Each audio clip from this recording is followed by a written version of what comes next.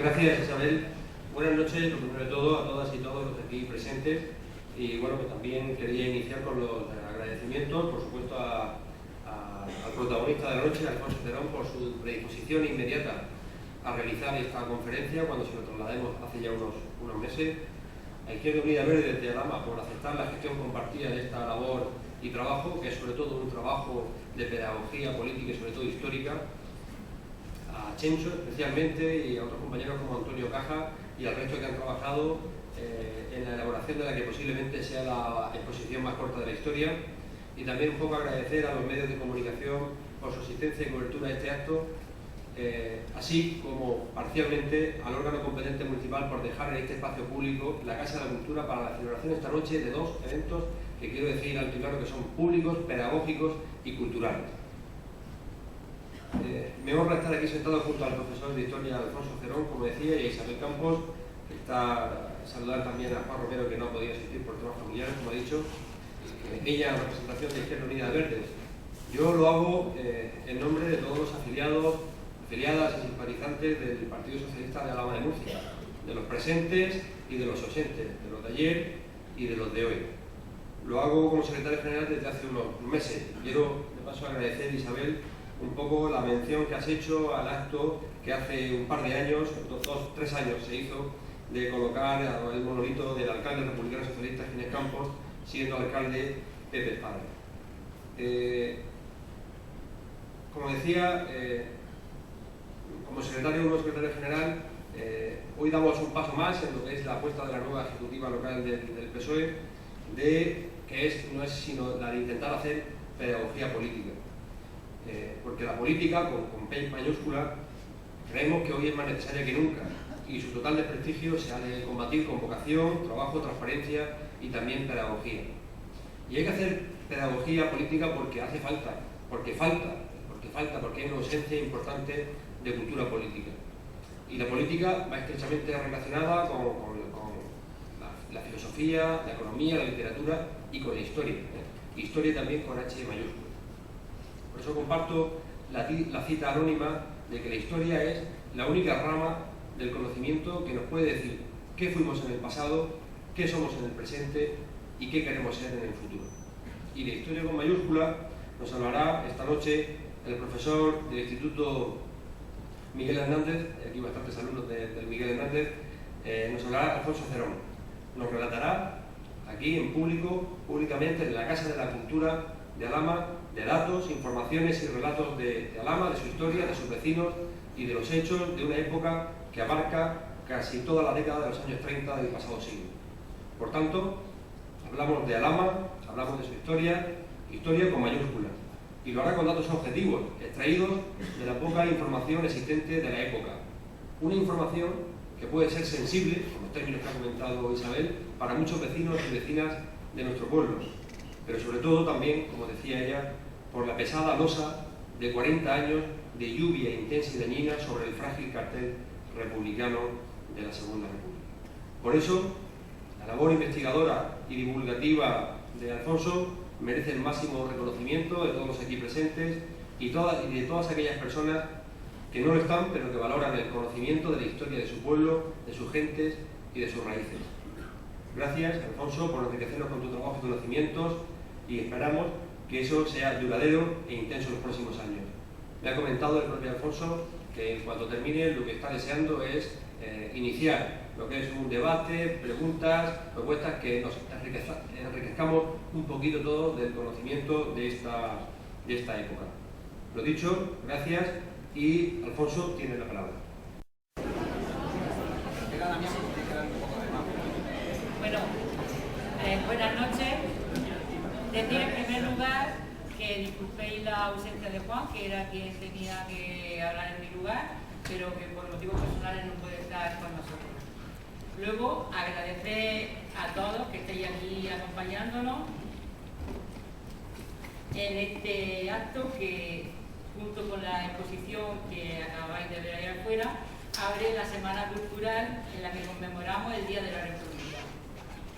En estos años anteriores ha sido Izquierda Unida la organizadora de estos actos, y entre todo lo que hemos conseguido en años anteriores queremos hacer hincapié en haber conseguido tener un monolito en homenaje a un alcalde republicano que creemos que es el único pueblo que tiene un sitio donde recordar y conmemorar a un alcalde de la República. Este año, como he dicho, hasta ahora siempre ha sido Izquierda Unida, pero este año se nos han sumado los compañeros y compañeras del Partido Socialista. La decisión de organizar los actos conjuntamente nos agrada especialmente porque la lucha por conseguir un Estado republicano nos concierne a todos los demócratas. Nuestra intención con estos actos no es hablar de la guerra, solamente queremos recordar qué pretendían y qué pretendemos los defensores de la República. Por ello, queremos recordar los valores que presidieron la etapa republicana y que fueron anulados y perseguidos cuando se instauró el régimen.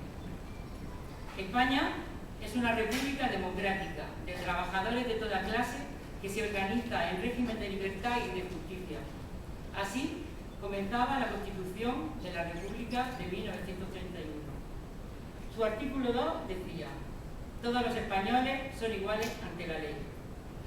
El artículo 3 decía: el Estado español no tiene religión oficial.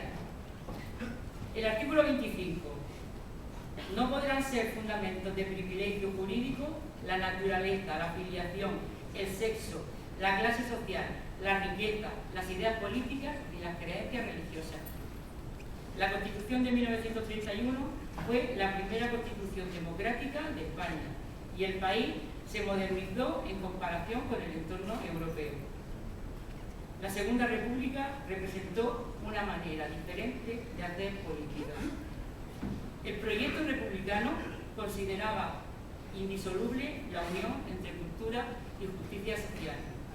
Por ello se trabajó para aumentar el nivel de educación y para facilitar el acceso a la cultura de la población española. Queremos dejar claro que república no es sinónimo de guerra, solamente es un sistema de gobierno democrático. Queremos dejar claro que el gobierno de la Segunda República fue elegido democráticamente, con toda la legalidad, y que la República se truncó por un golpe de Estado militar, y que ese régimen nos gobernó ilegalmente durante más de 40 años, amparándose en una ley no escrita, la ley del miedo. Y ese miedo perdura en los que vivieron aquellos años, y ese miedo lo han transmitido a generaciones posteriores. Es habitual que cuando se habla de esto se baje la voz a una hora. Creemos que es nuestra obligación y que es de justicia contribuir a restituir a los que aún viven y a los que murieron el honor y el orgullo de haber sido y de ser republicanos. Para ello, contamos esta noche con una persona, Alfonso, amante y estudioso de esta etapa de nuestra historia, que no es la primera vez que cuando llegan estas fechas nos regala con su presencia y con su saber. Pero antes de que hable Alfonso, voy a dar la palabra y la bienvenida al compañero Luis. ¿Por qué? En el equilibrio conservador las elecciones las gana la derecha del centro. Está gobernando el Partido Radical de Lerroux, que es un partido de centro que no ha ganado las elecciones. Quien ha ganado las elecciones ha sido la CEDA, de Gil Robles, un partido de derecha. Pero el presidente de la República, que es Niceto Alcalá Zamora, de derecha, profundamente católico, no se fía de la CEDA y no le encarga formar gobierno al partido que ha ganado, sino porque el partido de la CEDA están diciendo en sus mítines que ellos quieren el poder para hacer algo similar a lo que ha hecho Hitler en Alemania, es decir, coger el poder y destruir, cambiar a una dictadura. Por ejemplo, Gil Robles en un mítin, en un cine madrileño, dice que el Parlamento que o se somete o se le destruye, que no le importa derramar sangre y que ellos no quieren parte del poder, que tienen todo el poder, porque los regímenes caducos, son las democracias, tienen que dejar paso a los nuevos órdenes sociales, las dictaduras, y se está mirando en Italia y en Alemania.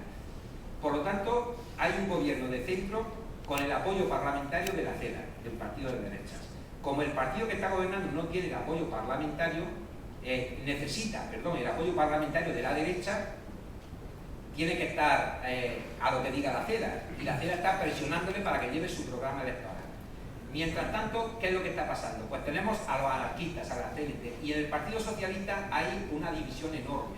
Unos, liderados por Indalecio Prieto, dicen que hay que colaborar con los republicanos y hay que participar en el poder. Otros, liderados por Largo Caballero, ministro de Trabajo en la primera parte, dicen que lo que hay que hacer es la revolución, que hay que ir a la revolución, también se está mirando en una dictadura, la de Stalin, en Rusia. Entonces, en el 34 lo que sucede es que la presión al gobierno está que varios ministros, 4 ministros de la CEDA, o sea, 4 miembros de la CEDA son nombrados ministros.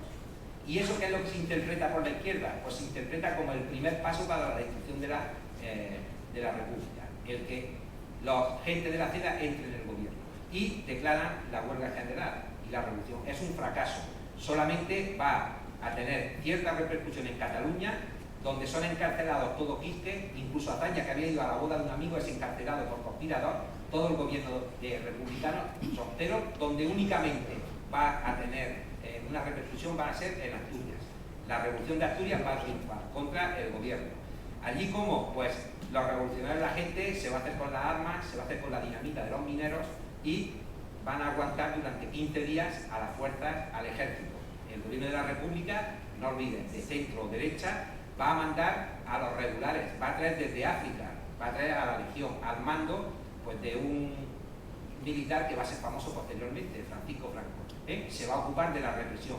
Durante varios días de lucha, más de 2000 muertos entre los republicanos. Bueno, pues a partir de ahí eso va a fracasar evidentemente y le va a dar unos argumentos a la derecha pues, para hacer ya una represión absoluta. Y ¿esto qué ha tenido? Pues esto tiene muchas consecuencias. ¿Por qué? Porque esto le sirve a toda esta gente de Pío a César Vidal para decir que la guerra civil no se inició con el golpe de Estado del 36, que se inició con la revolución del 34 y que evidentemente fue el PSOE el que inició la guerra civil con esta revolución. No, hay una cosa que la receta en marcha, hay una cosa que está muy clara. Cuando en un Estado, y esto vale para todo el mundo, cuando en un Estado las fuerzas de orden público y el ejército están con el Estado y con la legalidad, no hay revolución que pueda triunfar. ¿Por qué? Porque el pueblo, que es el que puede hacer la revolución, no tiene armas, porque el monopolio de la arma y la violencia la tienen las fuerzas de orden público y los militares. Y si las fuerzas de orden público y los militares están con la legalidad y con el gobierno, no hay revolución para el que pueda resultar. Y eso pasó en la de Asturias. El motivo que la entrada en la CEDA, de gente de la CEDA en el gobierno, que se interpretó en la izquierda como el primer paso para acabar con la república. No sé si he contestado a tu pregunta, pero es que tampoco quiero extenderme aquí en una clase de historia porque si no la gente... Más preguntas o más cosas. Sí.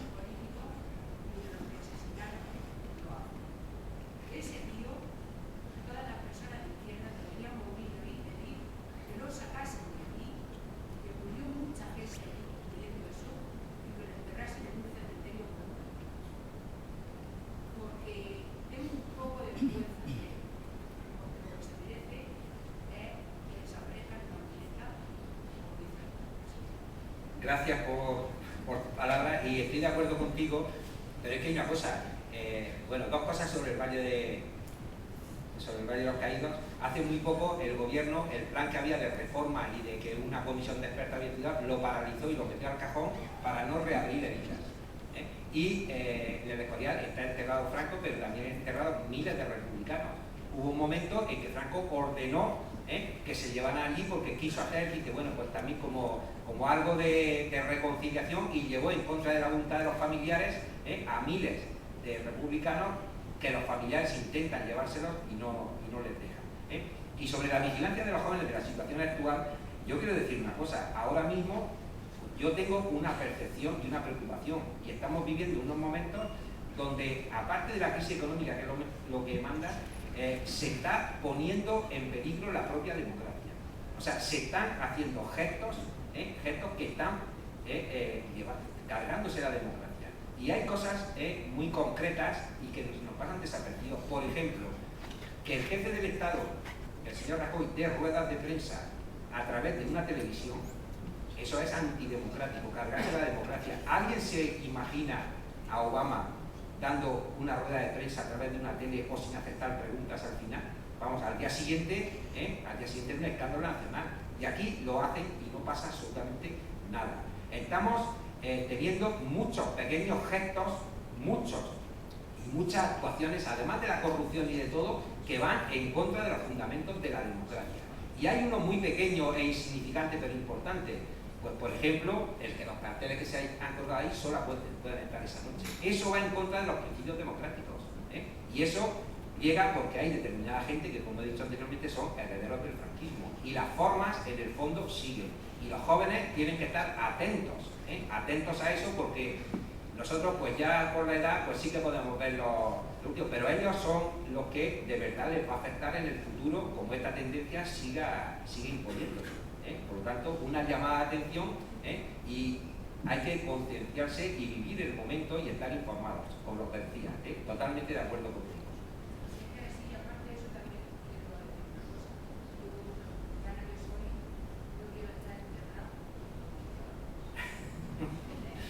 Bueno, pues eso en el testamento.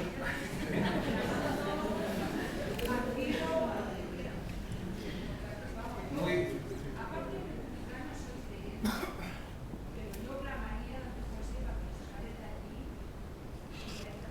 Bueno, es que hay una cosa, y eso es otro de los mitos, es que parece ser que republicana y católica, que son dos cosas incompatibles, porque se une republicano a anticlericalismo, cuando no es así. Niceto Alcalá Zamora, presidente de la República, es una persona de derecha y profundamente católico. O sea, pero es otra de las confusiones que se ha hecho de asociar república con violencia anticlericalismo. No es así, se puede ser republicano y católico, y no pasa nada.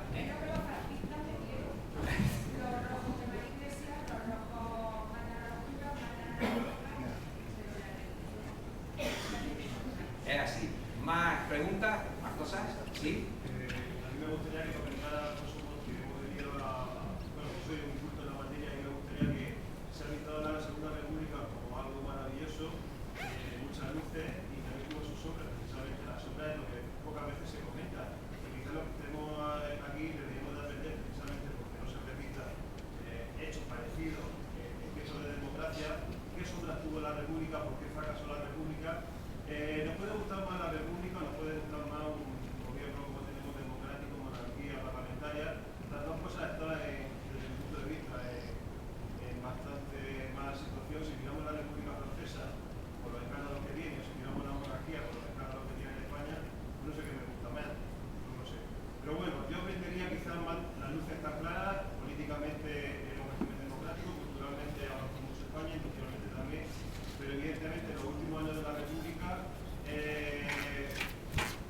suponen el debilitamiento del Estado democrático. ¿Por qué pasa eso? Sí, mira, me hacéis una pregunta que os voy a tener que cobrar, porque esto ya... Vamos a ver. La Segunda República es un régimen que, como todo, tiene su luz y su sombra, evidentemente. Y fue un gobierno que tuvo su equivocación y sus errores, como todos los gobiernos. Vamos a ver, la Segunda República, hay una cosa, eso Paul Preston lo define en un libro muy bien, que dice que son las 3 R. La Segunda República fue un gobierno legítimo, democrático, siempre, a pesar de todas las sombras que se le tienen, que algunas de las sombras son inventadas, que es el gobierno que más esfuerzos y que más medidas ha hecho jamás en la historia de España para mejorar las condiciones de vida de los más desfavorecidos.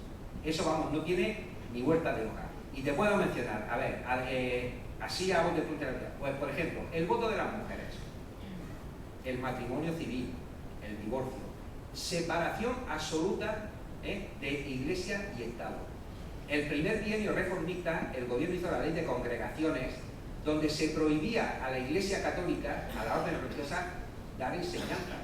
Ojo, la religión en los colegios era voluntaria, no se prohibía. Pero la ley tenía que entrar en vigor en diciembre del 33. Luego no entraría porque hay elecciones y todo es reabrir heridas. El franquismo y la represión posterior necesitaron una gran masa de colaboradores. Eso no hay que olvidarlo y se olvida frecuentemente. Necesitaron colaboradores, cómplices, delatores, confidentes, comparsas, ejecutores, partidarios, beneficiados, gente que prestaron su servicio al fascismo cotidiano del día a día. Y ellos y sus descendientes están en la sociedad actual. Y este fenómeno del olvido no es solo aquí en España, es propio de las dictaduras cuando desaparecen. Bueno, lo que se intenta hacer es cortar la República como un periodo nefasto, cortar la historia y luego decir que, bueno, dictadura, transición, democracia, ha habido una progresión donde ha sido inevitable los momentos malos, pero gracias a Dios hemos llegado a una dictadura que ya incluso Franco, dicen algunos, que ya la tenía prevista. Juan Gelman es un poeta y periodista argentino, premio Cervantes en el 2007, en su discurso de aceptación del premio citó una anécdota del nazi Klaus Barbie cuando estaba siendo juzgado por sus crímenes. Este Klaus Barbie declaró en el juicio, dijo: yo no me acuerdo de nada. Si ustedes se acuerdan, el problema es de ustedes. Algo muy simple. Y entonces Juan Gelman dice que cuando desaparecen las dictaduras de la escena, aparecen inmediatamente los organizadores del olvido. Yo esta noche, como tenemos aquí a muchos jóvenes, pues lo tenía aquí aparte, pero sí le quiero animar, porque las mujeres tuvieron un doble sufrimiento, más que los hombres. Las mujeres tuvieron dos cruces bien grandes. Por un lado, tuvieron el sufrimiento de sacar adelante a sus hijos, que sus maridos habían sido fusilados, encarcelados, y además todo eso tuvieron que hacerlo con el estigma de Rojas, con todo lo que eso llevaba consigo. Y el 5 el mes pasado, en los periódicos aparecía una mujer, Francisca Gómez, de 91 años, que había pasado hijos muertos, su marido fusilado, había pasado lo incontable en el periodo, y declaraba, decía la mujer, que después de lo que he sufrido en esta vida, la única pena es que me muero sin que los jóvenes sepan lo que hemos luchado para tener una democracia en este país.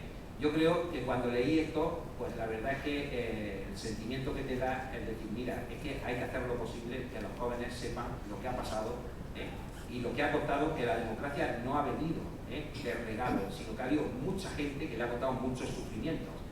Y por eso no puedo entender cuando llegan, los jóvenes llegan y no saben nada, no se interesan por nada. Gracias a esta noche, pues aquí sí tenemos una buena representación. Por lo tanto, yo quiero terminar diciendo que no podemos permitir que ganen los partidarios del olvido, que tenemos que seguir con el tema, que tenemos que seguir por mucho que se quejen, por mucho que insulten, por mucho que digan, por muchos problemas que tengan. Hay que seguir hablando del tema, hay que seguir escuchando, hay que organizar actos, hay que leer, hay que informarse, porque escribió Julián Marías que la única manera de que la guerra civil sea una vacuna para el olvido, para el futuro, es que sea plenamente entendida. Y yo quiero añadir que también hay una condición, y es que no quede ni una víctima sin recuperar y dignificar como se merece.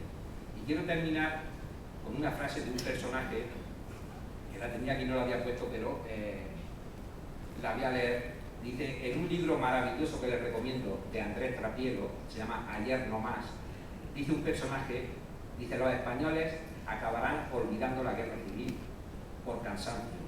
No porque haya terminado, se olvidarán, pero mientras siga habiendo muertos en las cunetas, estos serán una semilla que el día menos pensado germinará con vigor inusitado, reclamando justicia. Y con este chiste del maestro Jorge, que creo que es muy significativo, si no se bien dice: el tiempo todo lo cura, dice, menos la injusticia que la sagrada. Pues con esto he cumplido mi expectativa, que era 60 minutos, y muchas gracias por su atención, y ahora pues lo que quieran, estoy dispuesto a respetarlo si lo quieren.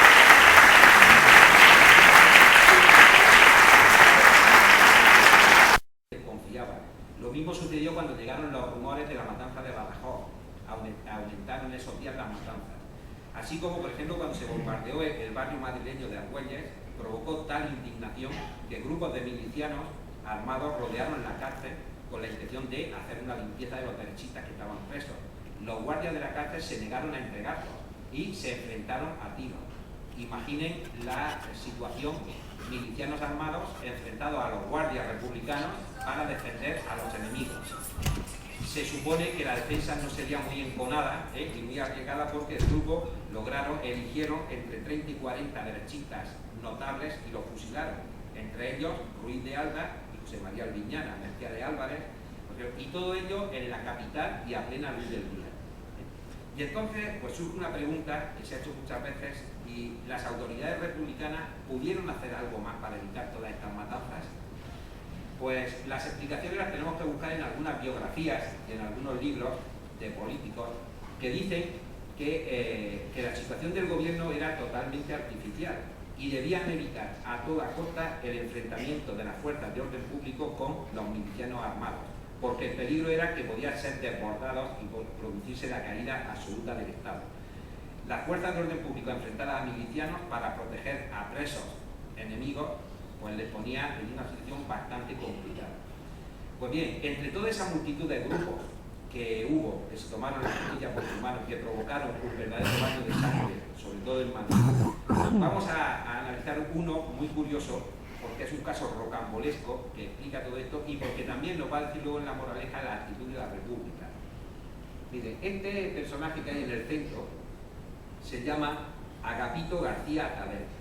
Era un militante socialista del gremio de impresores y formó uno de estos grupos que se llamaba Milicia Popular de Investigación, pero pronto le cambiaron el nombre por otro más sugerente, que era la Brigada del Amanecer. Ya nos dice un poco por dónde van a ir sus héroes. Aquí lo vemos junto con sus dos principales lugartenientes. Era un grupo formado por 48 agentes y establecieron su cuartel y checa en una casa incautada en la calle Martínez Rosa, número 1 en Madrid. Este grupo realizaba registros, detenciones y asesinatos. Ellos les llamaban ejecuciones. Sus hazañas eran famosas, aparecían hasta en la prensa. Podemos leer en los periódicos: las milicias de investigación que dirige Atader continúan trabajando sin descanso en la limpieza de la retaguardia. Han practicado numerosos registros y detenciones, hallando armas, municiones, etc. Han logrado también saber que en Madrid venía funcionando un comité de enlace fascista, el cual se encargaba de redactar notas falsas y de adquirir uniformes determinados para con ellos poder, con la mayor impunidad, realizar atentados desde automóviles. O sea, un grupo famoso. Durante los 3 meses que estuvieron actuando, detuvieron a unas 800 personas y no se puede determinar el número de asesinatos que cometieron, pero el propio Atader reconoció que fueron muchos. Decía que no se acordaba, pero muchos. En realidad, lo que hacía este grupo en los registros era el robo de dinero, de joyas y de cualquier objeto de valor. Con las semanas, el gobierno republicano fue sospechando de lo que hacía este grupo y las autoridades encargaron que lo fuesen vigilando. Además, la CNT también se propuso acabar con ellos y también lo fueron vigilando. Cuando Agapito vio que el cerco se le iba estrechando, lo que hizo fue vendió lo que pudo, cargó las joyas y se fue a Marsella para coger un barco con destino a Cuba. Cuando llegó a Marsella, empezó a vender joyas y Luis Buñuel, el cineasta que vivía en París, le llegó la noticia de que había un español con maletas de joyas en Marsella que las estaba vendiendo. Buñuel le comunicó la noticia a la embajada republicana en París y pusieron de aviso a la policía para intentar detenerlo. Las autoridades republicanas intentaron detenerlo, pero embarcó con destino a Cuba y el barco tenía que hacer 2 escalas, en Vigo y en Las Palmas, los dos en territorio rebelde. En Vigo pusieron aviso a las autoridades golpistas, colaboraron a través de la embajada francesa para que lo detuviesen. Y en Vigo, cuando los franquistas subieron al barco, el capitán se negó a entregarlo. Todo esto, unas negociaciones con el interés del gobierno republicano, negociando con el gobierno golpista a través de la embajada francesa para que detuviesen a este elemento. El acuerdo que llegaron fue que en Vigo, al no poder detenerlo, se introdujeron un falangista, Ernesto Richard Vigo, para que vigilase a este Agapito García Tader y detenerlo en Las Palmas, que era también territorio golpista, en la última posibilidad que tenía. En Las Palmas, la policía accede al barco y Ernesto, el falangista, señala a una persona como Agapito. Y el capitán dice que no, que ese no era Agapito, que Agapito era otra persona. Hay dos personas señaladas como Agapito García. Y los dos dicen que se llaman Gustavo Zalvidia, un industrial vasco que iba por motivos de negocios a Cuba. Bueno, se forma tal confusión y tal lío que la policía dice pues todos fuera, y los bajan a todos y los trasladan a Sevilla, a la cárcel de Sevilla. Y allí dos Agapitos y dos Gustavos, y de ahí no salía nadie. En la cárcel de Sevilla estaba José María Varela Rendueles, el último gobernador civil republicano de Vizcaya. Y allí este gobernador había tenido contactos y conocía al verdadero Gustavo Zalvidia y lo reconoció, con lo cual ya se aclaró quién era uno y quién era otro. Lo primero que hicieron fue descubrir que el falangista que había ido, Ernesto, había sido sobornado por el otro para que no lo reconociese, lo juzgaron y lo condenaron a 20 años de cárcel. Agapito entonces pretendió hacerse del nuevo orden del régimen franquista, hizo amistad con Queipo del Llano y le contó con pelos y señales e inventando pues toda la violencia que se hacía en la zona republicana, con lo cual aumentó toda la propaganda en contra de la república.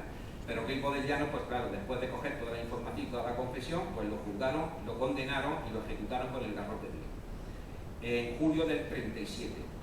El pobre Gustavo Zalvidia, que sin comerlo ni beberlo, pues se había visto envuelto en todo esto, claro, ya se le había frustrado su viaje a Cuba, había estado en la cárcel de Sevilla, pues lo dejaron en libertad y la única opción que tenía era volver a su tierra, se fue al País Vasco. Y allí pues empezó a contar a las amistades el régimen de prisión, de represión, o sea, todo lo que había visto en las cárceles sevillanas. Claro, eso no gustó a las autoridades, fue encarcelado y desaparecieron las noticias y nunca más se supo de él. O sea que el pobre también lo pagó. Una historia rocambolesca, digno de una película, pero sí podemos sacar una conclusión, y es la actuación del gobierno republicano, que incluso llegó a colaborar con el gobierno golpista para que no se escapara este elemento, lo cual nos dice de sus intenciones de luchar contra este tipo de grupos y de violencia que ejercían de forma absolutamente ilegal. Las dos violencias, bueno, aquí vemos la Brigada del Amanecer, que luego pues incluso se hizo algunos folletos, etc. Los dos grupos, tanto la violencia en una zona como en otra, también tuvieron elementos comunes. Por ejemplo, los paseos, el llegar de noche a la casa para hacer una detención, con los camiones, sacarlos y fusilarlos en las cunetas, en los cementerios, en las carreteras. Incluso tuvieron los dos el sarcasmo o el humor negro. Los rebeldes, los franquistas, cuando mataban, fusilaban a alguien, le decían a sus víctimas que toma, te vamos a dar un pedazo de tierra de la reforma agraria para toda la eternidad. Los rojos, cuando mataban a algún fascista, les decían, bueno, porque ahora a través del martillo te vamos a dar el billete para que llegues a Dios al que tanto le has rezado. O sea que incluso el humor negro que sacamos en los españoles, pues nunca, ni en estas situaciones tan dramáticas se perdieron. En general podemos decir que la violencia franquista fue planificada, alentada, organizada desde el poder con el objetivo de la eliminación física de los republicanos. La violencia roja fue consecuencia del desplome de las instituciones militares y del orden público causadas por el golpe de Estado, que no fue ni una estrategia sancionada ni dirigida por los poderes republicanos, sino de multitud de grupos que se arrogaron las funciones del Estado, que el Estado intentó canalizar esta violencia hacia medios legales como los tribunales populares, los juzgados de guardia, la militarización de todos estos grupos. Por lo tanto, no todos fueron iguales, ni todos hicieron lo mismo. La mayoría de autoridades republicanas hicieron lo que pudieron para evitar los crímenes y el gobierno republicano ni promovió ni amparó el uso del terror en ningún momento. También tenemos algunas diferencias en las actitudes de los dirigentes. Por ejemplo, los militares golpistas, sus intenciones las dejaron muy claras desde el primer momento. En las instrucciones preparatorias para el golpe, el general Mola, que lo vemos aquí con gafas, ya le escribe a los demás y dice: hay que sembrar el terror, dejar sensación de dominio, eliminando sin escrúpulos ni vacilación a todos los que no piensen como nosotros. En julio del 36 dice en una orden militar: cualquiera que sea abierta o secretamente defensor del Frente Popular debe ser fusilado. Franco, en su primer bando de guerra, ordena castigos ejemplares, severos y rápidos. Queipo de Llano, el 23 de julio, lo teníamos ahí en la radio, lo tiene que haber pasado, dice Morón, Utrera, Puente Genil y preparando las sepulturas. Y al día siguiente en el Correo de Andalucía, cuando le preguntan que qué iba a hacer, dice, ¿qué haré? Dice, pues imponer un durísimo castigo para acallar a esos idiotas congéneres de hazaña. Por ello, faculto a todos los ciudadanos a que cuando se tropiecen a uno de esos sujetos, lo callen de un tiro, o me lo traigan a mí que yo se lo pegaré. En sus famosas alocuciones radiofónicas, todas las noches, pues hacía unas emisiones porque sabía que se escuchaban en zonas republicanas también, y no tienen desperdicio, pero podemos coger algunas de las interesantes que dice: nuestros valientes legionarios irregulares han enseñado a los cobardes de los rojos lo que significa ser hombres. Y de paso, también a las mujeres. Después de todo, estas comunistas y anarquistas se lo merecen. No han estado jugando al amor libre, ahora por lo menos sabrán lo que son hombres de verdad y no milicianos maricas. No se van a librar por mucho que forcejeen y pataleen. Aparte de ya las intenciones de eliminación de violencia, pues ahí dice también bastante de la catadura moral de estos personajes, los jefes generales del ejército. Quiero apuntar a que este personaje, Queipo de Llano, muy recientemente, seguramente hace un mes, nuestro ministro de Justicia, Gallardón, le ha renovado el título del marquesado de Queipo de Llano a sus descendientes, o sea que tiene muchos honores, etc.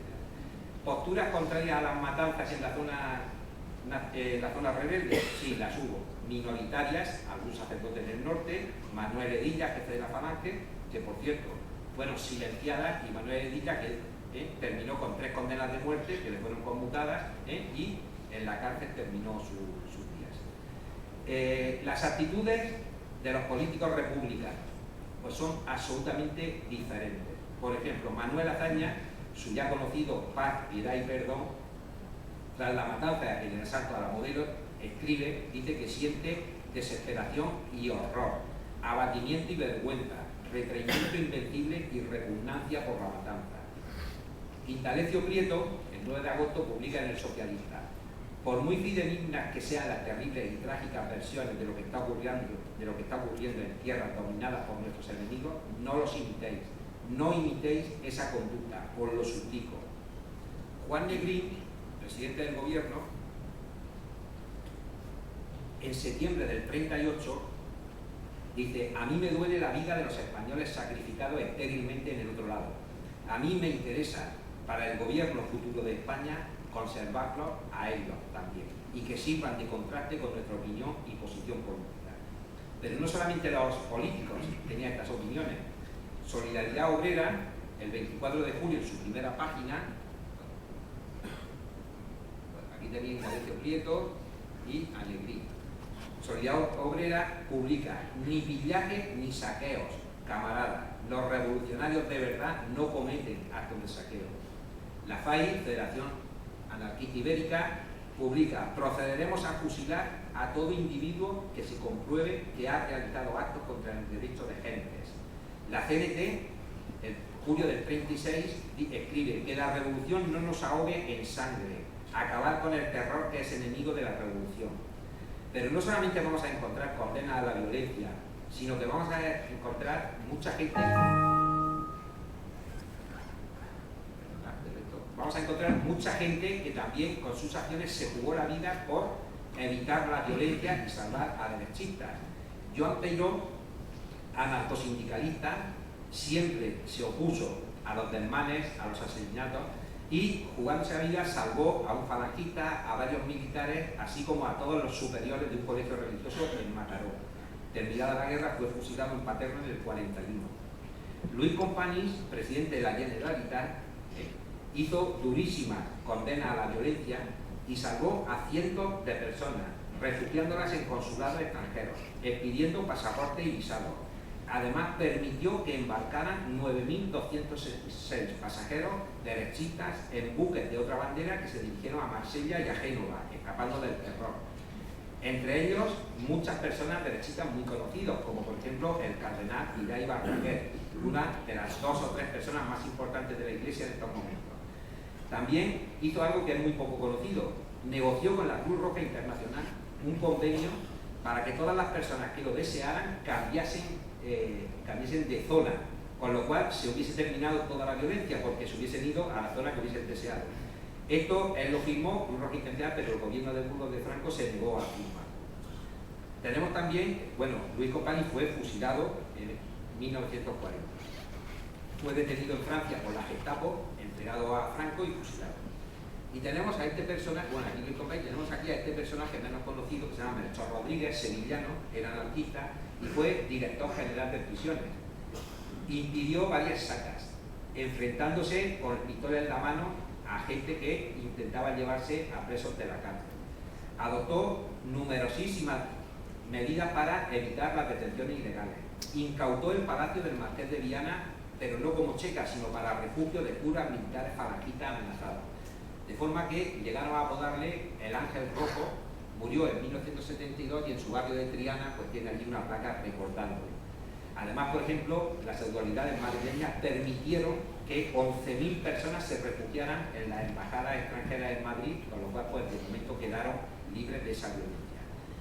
También hubo actitudes republicanas que llamaron a la justicia del pueblo y a la aniquilación de los enemigos políticos, pero estas fueron muy poco abundantes y nunca fueron de políticos, de dirigentes ni de periódicos de máxima difusión y de primera línea. Por lo tanto, la actitud de los dirigentes de uno y otro bando también es esencialmente diferente.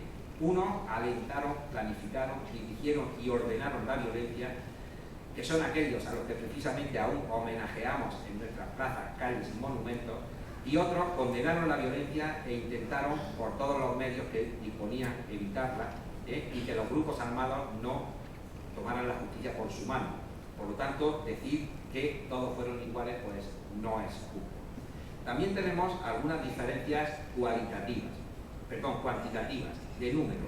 El tema de quién ha matado más, cuánto han matado, pues ese es desde final de la guerra ya prácticamente se está planteando.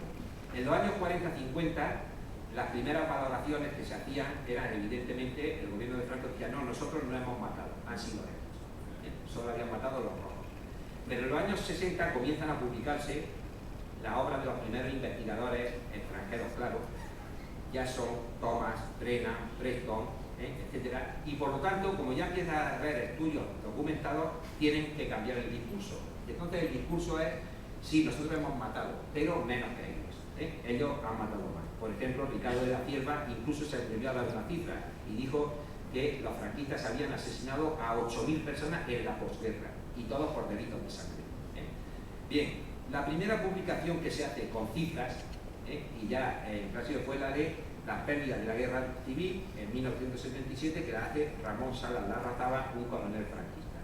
Él hace una serie de investigaciones y ya pues pone unas cifras que han servido durante muchos años de base para otras publicaciones.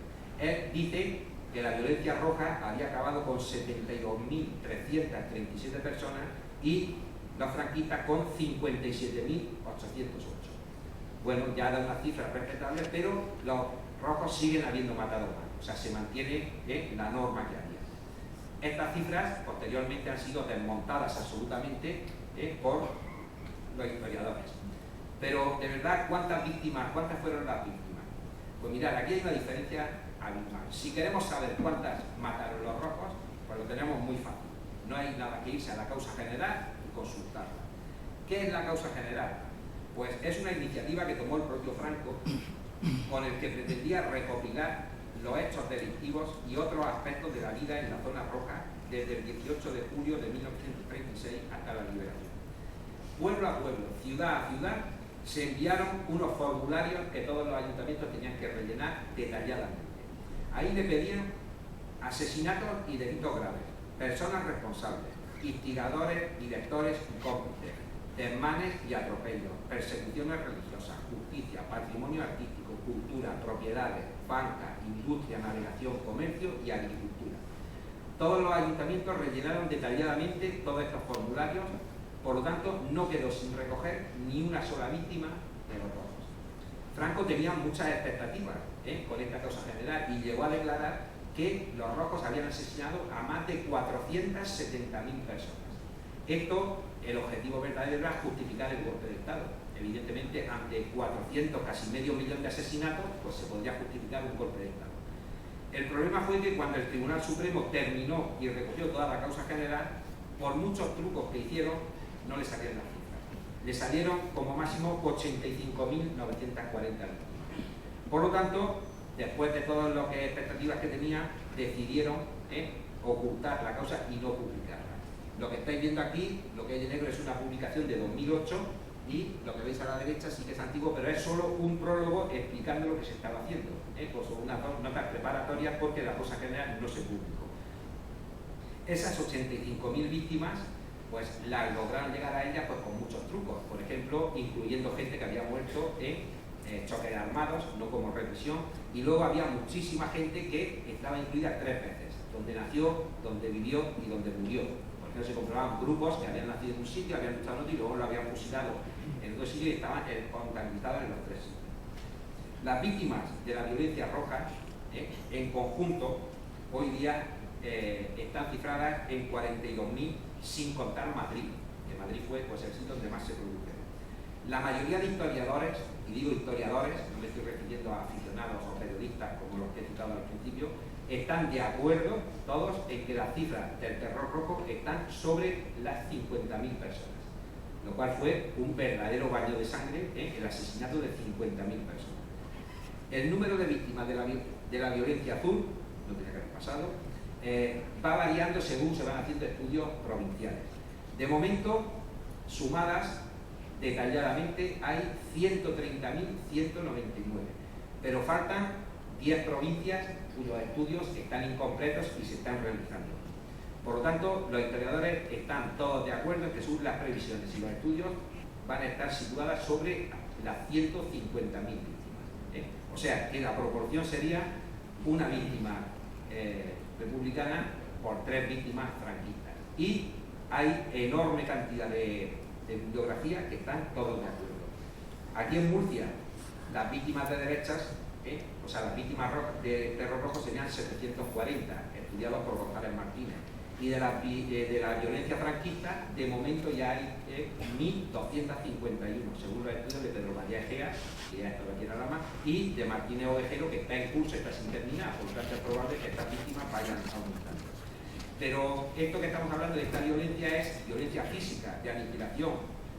También es violencia, cuando termina la guerra, 500.000 personas en campos de concentración, 300.000 reclusos, 90.000 en batallones de trabajo, 47.000 en batallones disciplinarios de soldados trabajadores, aunque todas las cifras exactas nunca se van a conocer porque los archivos de la Dirección General de Seguridad han desaparecido.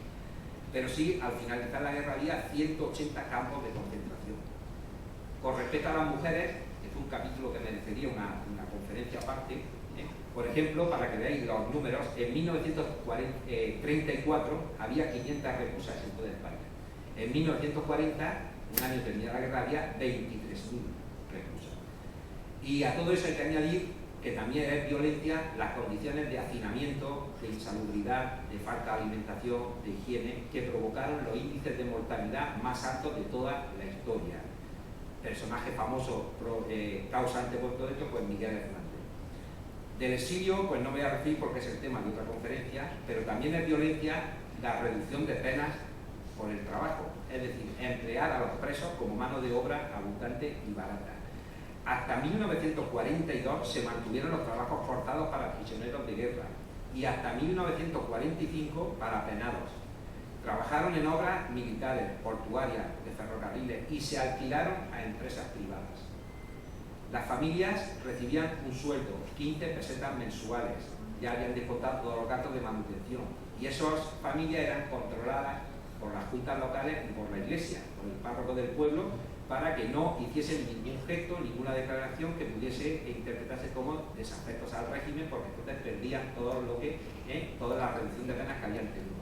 La vigilancia decían que era necesaria e imprescindible porque era muy importante acometer la ingente labor de arrancar de los presos y de sus familiares el veneno de las ideas de odio y antipatria.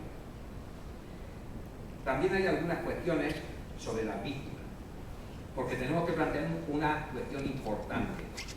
los que mueren defendiéndose de un golpe de Estado con la legalidad de su parte, y los que mueren atacando contra la legalidad vigente y por lo tanto fuera de la ley. ¿Son iguales esas víctimas? La guerra civil enfrentó a grupos, a un grupo que tenía el monopolio de las armas y de la violencia, la Guardia Civil, el Ejército, las columnas africanas de regulares, contra milicianos, es decir, civiles mal armados, sin ninguna preparación. Eso también es una diferencia importante. Y las víctimas tampoco han tenido la misma consideración. Franco declaró a sus muertos caídos y mártires, emblemas morales del nuevo Estado, imagen de la nueva cruzada contra sus verdugos. España se llenó de lugares de memoria, monumentos, plazas, calles, conmemoraciones. Sus nombres se colocaron en las grandes lápidas en las iglesias. Serrano Súñez declaró: ofrecieron su vida por Dios y por España. Recuerdo que nunca debe dejar de estar presente en nosotros.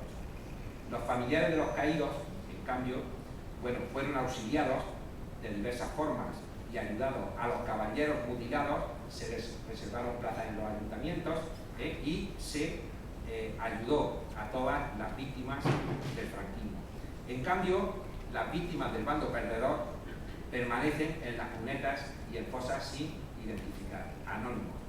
A sus familiares se les colocó el estigma de rojos y fueron marginados sociales, privados de todos los derechos, perseguidos, y sobre ellos cayó una capa de silencio que le impedía hablar hasta de sus familiares que habían desaparecido y nada sabían.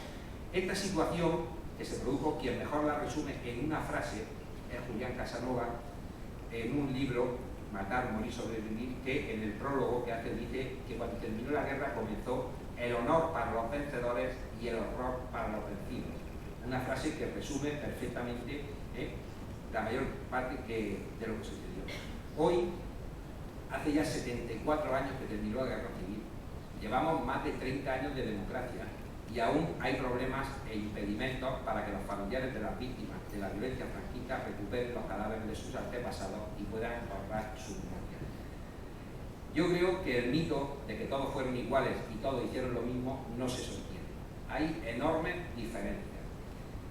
Este es uno más de los numerosos mitos que ha creado el franquismo para suavizar la dictadura, para hacernos creer que la guerra civil fue una tragedia colectiva que nunca más debía producirse. Y no hay que seguir profundidad, dejarlo ahí y ya está. Nos olvidamos siempre que la guerra civil tuvo unos culpables con nombre y apellido, que fueron los militares que faltaron a su juramento de obediencia a la República que habían hecho, algo muy importante sobre todo para un militar, y que dieron un golpe de Estado. Fueron los culpables que desencadenaron la guerra civil y la violencia. Franco, el 23 de septiembre de 1939, hizo una ley de amnistía para todos los delitos entre el 14 de abril del 31 y el 18 de julio para todas aquellas personas de ideología coincidente con el movimiento nacional. Entonces, esto, lo que ha pasado, pues que hubo un golpe militar en el 39, el golpe militar del 36, a continuación una amnistía en el 39, 40 años de dictadura y una amnistía en 1977. Conclusión, pues en España no ha pasado nada. Nadie es culpable de nada. Por eso, actualmente, mucha gente prefiere el silencio. Mucha gente... Buenas noches. Gracias a Diego y a Finesa por sus palabras. Y en primer lugar decirle pues, bueno, que ver desde aquí la Casa de la Cultura llena para una conferencia, y cuando estábamos compitiendo con el Barça en la Champions, pues es una gran alegría. No lo iba a decir, pues digo, no va a ser que alguien no se haya enterado y entonces cuando lo diga se levante y se vaya corriendo, pero bueno, ya veo que no. Pues bien, por un lado es una alegría ver la gente cómo responde, pero por otro lado pues también es un poco de preocupación y responsabilidad, porque, bueno, responder a las expectativas que la gente se hace. Sobre todo, en primer lugar yo quiero decir que con lo que se ha comentado de que si esto no dejar la exposición de que si no es cultural, si no es no sé qué, porque parece ser de parte de gente que lo concibe de otra forma, yo la charla que voy a dar esta noche es una charla de historia. No es una charla de partidos políticos, ni de subjetividad, ni nada, es una charla de historia de un periodo muy concreto, el cual personalmente me interesa, y pues he leído algunas cosas. Entonces, es una charla cultural e histórica. Y todo lo que voy a decir no es nada subjetivo, está todo publicado en diversas fuentes al alcance de cualquiera que quiera leerlo, y es algo que está todo ahí en los libros para que se compruebe. Por lo tanto, no sé cómo calificará claro, a quien corresponda estos actos, pero yo quiero dejar claro que vamos a hablar de historia contemporánea de España. Bien, en primer lugar, miren, esto que están viendo es una de las últimas fosas que se han exhumado en España. Está situada en Loma de Montija, en Burgos, mide 6,5 metros por 2,50 y medio metro de profundidad, y están enterrados 22 hombres y una mujer. La mitad de ellos tenían las manos atadas con alambre. Los fusilaron la noche del 20 de noviembre de 1936. Los familiares de estas víctimas han decidido dejarlos juntos, no sacarlos cada uno, y poner una lápida con los nombres de todos para poder recordarles y llevarles flores y honrarlos. La foto inferior son los técnicos que estuvieron trabajando en ella, que se hicieron una fotografía en las mismas posiciones en que habían estado que aparecieron los cadáveres. Este hecho, que a muchísima gente nos parece de justicia, absolutamente lógico y totalmente necesario, pues mucha gente en España son contrarios a esta exhumación, no les parece bien esto. Y entre toda esta gente que no les parece bien, pues encontramos al gobierno, a la Iglesia, algunos partidos políticos y muchísimos ciudadanos. Toda esta gente son partidarios de que las cosas se tienen que quedar como están. Cada vez que alguien organiza algún tipo de actos o algún tipo de esta naturaleza, enseguida sale diciendo que no hay que reabrir heridas, que la guerra hay que olvidarla, que siempre estamos volviendo al mismo tema. Incluso en algunos medios de comunicación pues califican a la gente para allá de guerra civilistas, la cofradía de la Checa, y una enorme retahíla de insultos descalificantes a la gente que está preocupada y que quiere hacer estos actos absolutamente necesarios de justicia y de dignidad. Porque esta noche nosotros también vamos a reabrir heridas. ¿Por qué es necesario hacerlo? ¿Y por qué es necesario hablar de la violencia durante la República, la guerra y la posguerra? Cuando digo la violencia en general, sin partidismo. Actualmente, hablar de cosas comunes, de símbolos franquistas o de represión no es adecuado.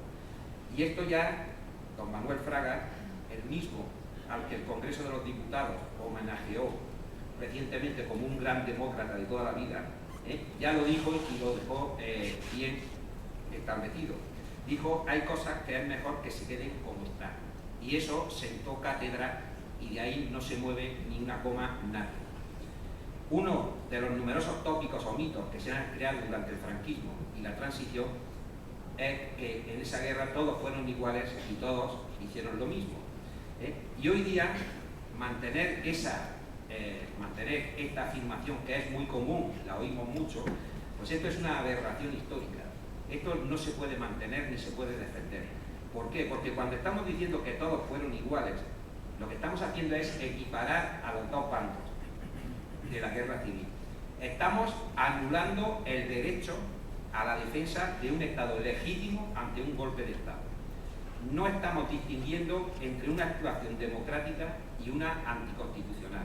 Y estamos igualando el golpismo con la defensa de la legalidad. Por lo tanto, no podemos permitir esta frase. El franquismo lo que ha hecho durante mucho tiempo ha sido que se ha apoderado de la historia y ha construido su propia historia, su propia memoria política, histórica. Ha construido una historia donde la historia democrática, donde la república no cabe, no tiene cabida. En esta historia que ha construido el franquismo, pues se dice que la Segunda República fue un verdadero desastre, que la guerra civil fue inevitable, que Franco nos libró de la Segunda Guerra Mundial, que los dos bandos eran iguales, que Franco inició la modernización del país y luego sentó las bases de nuestro sistema democrático actual. Y esta memoria pues se ha ido acoplando, esas ideas que se han ido reproduciendo en la sociedad, y hemos llegado en que pues, fue una guerra entre hermanos, de que es algo que no debe ocurrir nunca, de que todos fueron perdedores, pues en fin, a una serie de dichos, de mitos que sí, que todos podemos estar de acuerdo en que no hay que repetirse nunca, pero no es la verdad histórica. Se ha construido con el franquismo una memoria histórica artificial, que su objetivo principal es descalificar a la República, porque De esa forma, descalificando a la República, lo que están haciendo es legitimando el golpe militar de 1936. A esta tarea, pues todos los días se dedican una serie de gente muy conocidos y muy populares, por ejemplo, Iomoa, que ya lo vemos aquí, que Franco no liquida a los rojos, solo los escarmentó, muy conocidos, o César Vidal, o Jiménez Los Santos, o Luis Togores. Son gente que con sus publicaciones, que podemos ver abundantísimas en todos los mostradores de las librerías, pues se dedican a divulgar esta historia que se construyó durante el franquismo. Además, los periódicos, las cadenas de televisión, etc. Y el objetivo de toda esta gente es descargar a la derecha actual del peso de su propia historia. Ellos quieren que la derecha se sienta orgullosa de su historia y para eso tienen que señalar a la República como la causante de todos los males, como el origen de todas las desgracias y al mismo tiempo a los partidos de izquierda señalarlos como herederos de esta república, con lo cual también ya llevan su parte de carga negativa correspondiente. Por lo tanto, esto lo podemos encontrar también en las opiniones de los políticos. Por ejemplo, Manuel Fraga, en 2007, en una entrevista en El País, dice: pero los muertos amontonados son de una guerra civil en la que toda responsabilidad, toda fue de los políticos de la Segunda República, toda. Ya no se le echa a los sindicatos, a los anarquistas, directamente a los políticos de la República. Esperanza Aguirre, en un artículo publicado en ABC hace un mes y medio aproximadamente, decía que le preocupa y le entristece ver el entusiasmo con que se exhibe la bandera que simboliza el periodo más nefasto, auténtico desastre para España y los españoles. Y nuestro presidente de gobierno, el 12 de febrero de 2013, muy recientemente, en el Reino Unido, en una conferencia dijo que Franco habíamos tenido un régimen autoritario, en consonancia con el famoso diccionario de la Real Academia. Como vemos, pues todas estas opiniones, con todos sus correligionarios, que lo que hacen es pues, divulgar la historia franquista, pues lo tenemos de momento. Pero claro, es evidente que desde el Partido Popular, como herederos del franquismo, no podemos esperar ningún gesto hacia la memoria democrática, pero sí que podemos preguntarnos, ¿y del PSOE, que ha estado muchos años en el gobierno? Pues en general podemos decir también que ha hecho muy poco, en concreto mucho menos de lo que nos esperábamos. Cuando llegó al poder, la transición estaba muy reciente y pues solo hubo prudencia y silencio. Pero también ha habido algunas cosas bastante con las que no estoy de acuerdo. Por ejemplo, en 1986 se celebraba el 50 aniversario de la Guerra Civil y Felipe González hizo unas declaraciones al uso. Dijo que pedía respeto no solo a los que defendieron la libertad y la democracia, sino también a quienes, desde posiciones distintas a las de la España democrática, lucharon por una sociedad diferente a la que también muchos sacrificaron su propia existencia. Increíble. O sea, no solo el homenaje y el respeto a los que lucharon por las posiciones democráticas, sino a aquellos que lucharon desde posiciones distintas, es decir, a los golpistas. Algo pues que no estuvo a la altura de las circunstancias. El 20 de noviembre del 2002, el Congreso por fin condenó el franquismo y reconoció moralmente a las víctimas. Pero fue un reconocimiento descafeinado. Ni se mencionó el golpe militar, ni las responsabilidades, ni investigaciones del pasado. Una condena pactada porque supo a muy poco. En 2004, el PSOE llevó en su programa, gana las elecciones, y llevaba en su programa la ley de memoria histórica. Bueno, pues a finales del 2007 se acordaron y de forma apresurada se aprobó una ley descafeinada totalmente. Una ley que sí que establecía cierto marco para la desaparición de los símbolos franquistas, pero que ni habla dejó la exhumación de fosas, la anulación de condenas, los archivos de la represión, quedó todo fuera de esta ley. Y el 1 de marzo, bueno, tenía aquí la condena del Parlamento, del Congreso, y el 1 de marzo pues estalló la bomba Garzón, la investigación sobre las desapariciones. Esta portada de Público del 17 de octubre, pues yo estoy seguro de que a mucha gente le provocó alguna úlcera cuando vieron esto. pero claro, ya sabemos cómo terminó el caso, que quedó en nada. Todo esto lo quiero decir que hemos avanzado muy poco en la construcción de una memoria democrática. Estamos en pañales. Sigue prevaleciendo la memoria histórica construida durante el franquismo y con ella muchos mitos, como que la guerra fue una tragedia inevitable, la guerra entre hermanos. A los alumnos les decía antes de empezar la República hacer una batida por casa a los abuelos y preguntar qué opinan de la República, porque ellos no opinaban nada, o sea, no conocen nada de esta época, por desgracia. Y me llamó mucha atención un alumno que le preguntó a su abuelo, que vivió ya de edad, y la respuesta que le dijo es que la República para lo único que sirvió fue para que se mataran entre hermanos. Una opinión que evidentemente demuestra que lo que está en la sociedad actualmente es la memoria artificial que se ha construido durante el franquismo. Pues bien, lo que vamos a hacer esta noche es que intentar demostrar que ni todos fueron iguales, ni todos hicieron lo mismo, y aclarar pues algunos puntos que he considerado importantes. Mirad, se suele denominar violencia azul o terror azul al que se produce en los territorios donde triunfa el golpe de Estado y la violencia que hacen los rebeldes, es decir, los militares golpistas contra la población republicana. Y se denomina como violencia roja o terror rojo el que se produce en la zona donde el golpe de Estado no triunfa, es derrotado o bien no se produce, y esa zona pues queda bajo control de la República. Vamos a establecer algunas diferencias entre estas dos. En primer lugar tenemos diferencias geográficas. Este es el mapa donde la zona coloreada es donde triunfa el golpe de Estado. Este mapa es correcto, pero he puesto este, que es de un juego de Miguel González, que no es exactamente, pero sí está mucho mejor para darnos la idea, aunque no corresponde.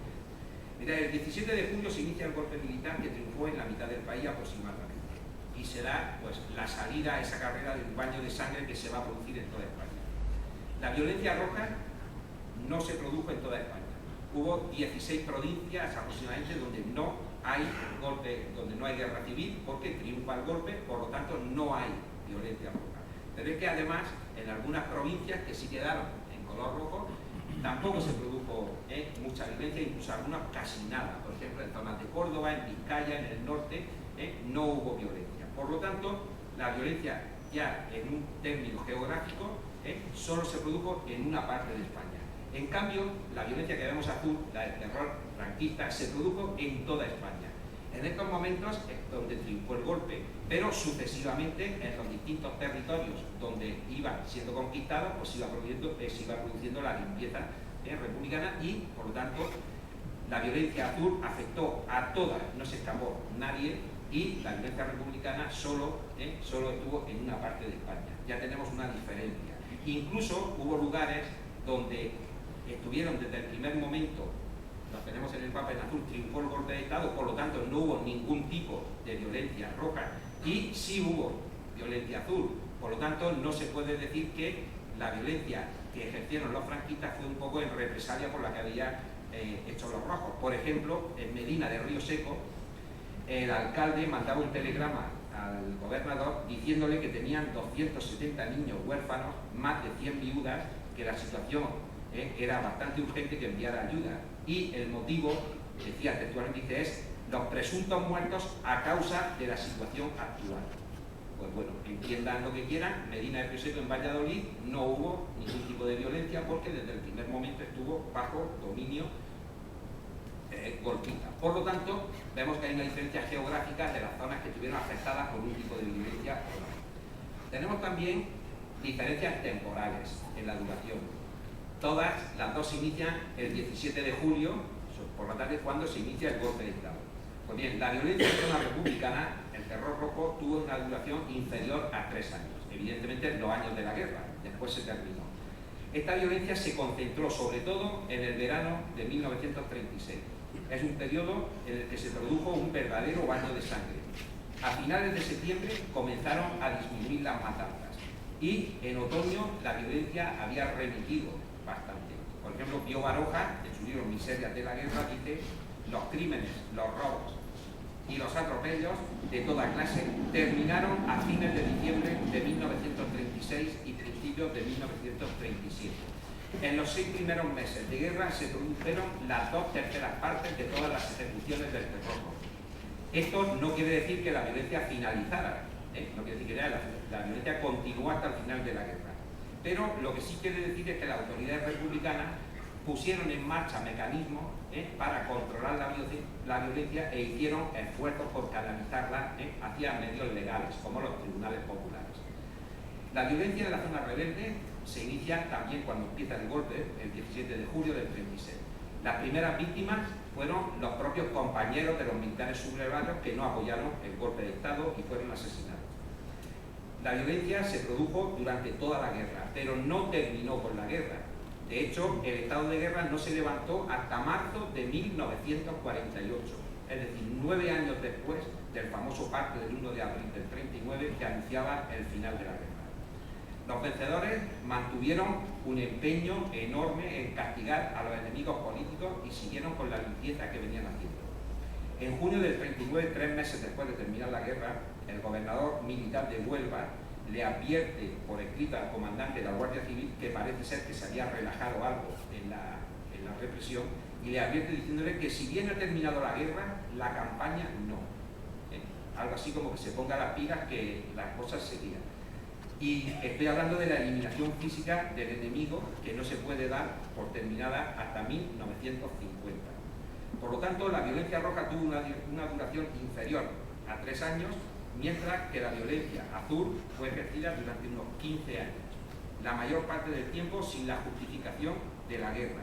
Y me refiero a la violencia de aniquilación física, porque hubo otros tipos de violencia que sí duraron mucho más tiempo. Hay otras diferencias, y son cualitativas o organizativas de la violencia. La violencia azul, es decir, la de los golpistas, fue una violencia que estuvo planificada incluso antes de iniciarse el golpe de Estado. Era una parte de la estrategia a seguir. Los militares sublevados organizaron la represión y contaron con la colaboración de la oligarquía política civil para extender el terror. El 24 de julio del 36, Queipo de Llano firma un bando donde dice: ordena la ejecución inmediata sin formación de causa de la directiva de los partidos izquierdistas o de no hallarse los mismos un número igual de afiliados seleccionados discrecionalmente. Jay Allen, Franco tampoco se quedaba atrás. Jay Allen, un periodista corresponsal del Chicago Tribune, entrevistó a Franco el 27 de julio y le preguntó: ¿durante cuánto tiempo se prolongará la situación ahora que el golpe ha fracasado? Y dijo Franco: no puede haber ningún acuerdo, ninguna tregua, salvaré a España del marxismo a cualquier precio. Y el periodista Allen le pregunta: ¿significa eso que tendrá que fusilar a media España? Y dice Franco: he dicho a cualquier precio. O sea, que tenía muy claros los objetivos y muy claro lo que tenía que hacer. Cuando las fuerzas militares ocupaban una localidad en su avance, si el pueblo era importante, quedaba un oficial o un suboficial como comandante militar. Normalmente no dejaban soldados, los soldados seguían y las fuerzas que disponía era la Guardia Civil y milicias organizadas por las derechas locales, sobre todo terratenientes. Si el pueblo era menor, pues de menor rango, el comandante de la Guardia Civil asumía la comandancia militar, y si era muy pequeño se ocupaba el presidente de la comisión gestora que nombraban para el ayuntamiento. Pero también había otro elemento como era el jefe de falange, que tenía un poder enorme y que en numerosísimas ocasiones actuaban al margen de las órdenes militares. Los objetivos de limpieza eran las autoridades, sindicalistas, políticos, personas que tuviesen cualquier relación con las instituciones republicanas. Aplicaban los calificativos de peligroso, exaltado, marxista, y todo eso los convertía en enemigos de España. La mayoría de las veces eran basados en denuncias, algunas anónimas y generalmente sin pruebas. Las mayores matanzas se produjeron en aquellas áreas latifundistas, Andalucía y Extremadura, y también en las áreas donde el movimiento obrero estaba muy consolidado, como Málaga o Zaragoza. Una práctica habitual que hacían era intercambiar milicias para evitar la identificación de los verdugos y que se conociera el lugar donde estaban enterrados. Cuando encarcelaban, lo solían llevar a otro pueblo, porque así cuando los familiares iban a buscarlo, pues siempre se encontraban con ya no se encuentran aquí, lo han trasladado, se lo han llevado unos forasteros, y eso pues era el paso previo a la desaparición. Eso significaba pues, que lo habían fusilado. En los meses siguientes al golpe, los afiliados a los partidos de derechas y voluntarios para engrosar todo este tipo de milicias no pararon de crecer, que se ocupaban pues, de hacer registros, detenciones, interrogatorios, rapados a mujeres, batidas por los campos en busca de rojos que se habían escondido y formar parte de los piquetes de fusilamiento. Unos se alistaban por voluntad propia, otros por circunstancias familiares diversas y bastantes pues, para ocultar un pasado con algunas veridades republicanas, y había que hacerse pues eso, más papista que el Papa para no sufrir la represión. En la otra parte, en la España republicana, pues tengo que decir que España, cuando se da el golpe de Estado, no es un oasis de paz, como también a veces se quiere decir, ni una balsa de aceite. En España, antes del golpe militar, había una gran conflictividad. Huelgas, disturbios, atentados, ocupación de fincas, pero no había ninguna revolución comunista en marcha, ni había ninguna matanza programada de derechistas, como después se ha hecho para justificar el golpe de Estado. A pesar de la enorme conflictividad que había en la España republicana, no tenía ni por asomo, llegaba a la orgía de sangre y de terror que se provocó a partir del golpe de Estado, que provocó el propio golpe de Estado. La rebelión militar lo que hace en la zona republicana es que provoca el colapso de los instrumentos militares y policiales del Estado. Se produce un derrumbe de todos los poderes del Estado con la disolución de las fuerzas de orden público, del ejército, y dar las armas a grupos, sindicatos, partidos. Los trabajadores armados que vencieron a los militares sublevados en la calle surgieron a docenas de grupos, comités, patrullas, juntas de defensa, columnas, grupos de investigación. Generalmente estaban ligados a partidos y a sindicatos y crearon sus propias policías, sus centros de detención, las famosas checas. Eran grupos que vieron que tenían el poder al alcance de la mano y tenían la autoridad que le daban las armas. Grupos que después de haber colaborado para vencer a los golpistas fueron ampliando su espacio de poder y fueron arrinconando al Estado y sustituyendo la justicia burguesa por una justicia de carácter popular. Estos grupos se tomaban la justicia por su mano y se consideraban no legales, pero sí legítimos, y incluso competían entre ellos a ver quién hacía la mayor limpieza de fascistas posible. La ley y el orden desaparecieron, y en ese caos resultante apareció pues, el rencor acumulado durante muchos años de injusticias sociales. Aparecieron los voluntarios para la carnicería, que siempre los hay. Se sumaron los delincuentes que fueron a la calle pues, al abrir las prisiones, y se formó un magma que sin control. Las víctimas aparecieron ya en las primeras horas del golpe de Estado, igual que las checas, desde los primeros días, que estaban en las sedes de partidos, sindicatos y en edificios incautados. Allí eran llevados ciudadanos calificados de fascistas, militares, religiosos, afiliados a los partidos de derecha, la mayoría de las veces pues también por simples denuncias y muchas anónimas. En las checas se les tomaba declaración, yo lo tengo aquí entre comillas, imagínense eso de se tomaba declaración, pues lo que podía suponer. Se simulaban juicios y podías salir en libertad, enviarlos a presidios oficiales o fusilarlos. En Madrid existieron unas 200 checas aproximadamente. Las víctimas fueron políticos de derechas, aristocracia, burguesía, patronos, gente adinerada, grandes propietarios, pero también hubo víctimas de clases bajas, gente que tenía vínculos familiares, laborales o políticos con el enemigo. Todos eran percibidos como enemigos de la revolución. También aparecieron rencillas familiares, viejas rivalidades profesionales, viejos litigios, cuestiones personales, venganza, incluso amores despechados, casos de una mujer que denunciaba a un hombre por motivos amorosos. Todo eso, toda esa violencia pues, fue amparada por la impunidad, y una violencia que solo era posible pues, en un ambiente de guerra, que en un ambiente no se hubiese producido. El grupo social que más sufrió la violencia roja fueron los eclesiásticos. Ningún otro grupo sufrió tal grado de violencia y de persecución. Los asesinatos de religiosos iban acompañados de la quema de iglesias, de imaginería religiosa, incluso en ocasiones de rituales carnavalescos, vistiéndose la gente, y de burlas, etc., con la secularización de iglesias y cementerios. En total fueron asesinados casi 6.800 religiosos. De ellos las 2/3 partes ya en el verano del 36. Y la persecución religiosa no afectó a sacerdotes de otras religiones y muy poco a monjas. ¿Cómo se podría explicar esto? Pues es difícil explicarlo. La Iglesia pues siempre había estado asociada a los poderosos, llevaba el anticlericalismo español, viene de todo el siglo XIX, y bueno, pues cuando se desata una situación de estas, son las víctimas más fáciles las que no se defienden. No es justificar nada, pero sí hay que buscar las explicaciones, en historia a todo.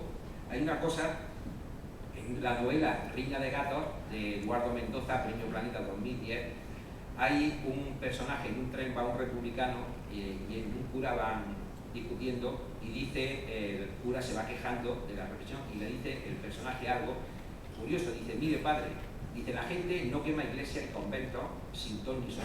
Nunca han quemado una taberna, un hospital, ni una plaza de toros. Si en toda España el pueblo elige quemar iglesias, con lo que necesitan, con lo que cuestan de prender, por algo será. Es decir, que hay una serie de motivos históricos de muchos años que hicieron que la Iglesia fuese la gran perseguida o el grupo que más violencia afectó. En aquellas zonas donde no se produjo el golpe de Estado, las instituciones republicanas no se hundieron del todo, mantuvieron cierto control de la sociedad y, como Almería, Murcia, Alicante o Vizcaya, y la violencia y las víctimas fueron bastante menor que en otros lugares. Donde triunfó el golpe, sobre todo si hubo lucha armada y los rebeldes fueron derrotados, se produjeron el mayor número de víctimas, como Madrid y Barcelona. El lunes 20 ya cayeron las primeras víctimas y su número ya a partir de esa fecha ya no dejó de crecer. Hubo un cambio social importante. En las calles se produjeron cambios muy profundos. Junto a edificios incautados, los incendios a la iglesia y los conventos, aparecieron los controles armados, las calles se llenaron de vehículos con las siglas de los partidos y los sindicatos, los fusiles, y aparecieron los saludos revolucionarios, los pañuelos rojos, los monos azules, y desaparecieron todos los símbolos de la burguesía, las corbatas, los sombreros, la gente se vestía con los monos azules, porque cualquier símbolo de burgués, de dinero, podía suponer que cualquier grupo de los que había te detuviese, te llevase a una checa y ya el futuro pues era bastante negro. En muchas ocasiones las matanzas estaban relacionadas directamente con noticias que llegaban de reveses militares del frente, con llegada de cadáveres, con las noticias que llegaban de atrocidades del enemigo, con bombardeos de ciudades. Por ejemplo, cuando el general Mora declara públicamente que en Madrid existía una quinta columna, es decir, miles de ciudadanos anónimos que estaban esperando la llegada de los golpistas,